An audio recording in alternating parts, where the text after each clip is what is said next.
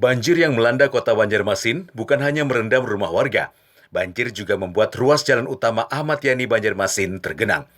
Akibat tingginya debit air, arus lalu lintas macet parah. Kemacetan terjadi dari kilometer 4 hingga kilometer 8. Hari Kamis selesai, sekitar Kamis sore. Separah ini kah? Belum lagi, masih sampai di Antona. Masih di tanda tuh nah. Kalau Jumat pagi sudah mulai parah dah. Jumat pagi sampai sore sudah masuk ke pompa nih. Banjir sampai ini nah, Sabtu pagi tadi. Makin dalam emang lah. Harapannya apa nih? Harapannya surut aja kalau mudahan gitu. Dan maka surut gitu nah. Banjir bukan hanya menyebabkan kemacetan, sejumlah pengguna jalan terpaksa mendorong motor mereka yang mogok akibat resapan air sudah menyentuh mesin.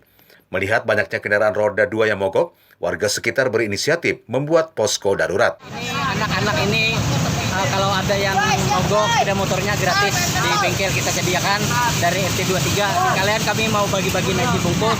Ini swadaya masyarakat khususnya RT 23 dan masyarakat sekitarnya. Hingga sore hari, kondisi jalan raya masih merayap, walau ketinggian air sudah menurun. Dari Banjarmasin, Dirgantara, Kalsel, 1net.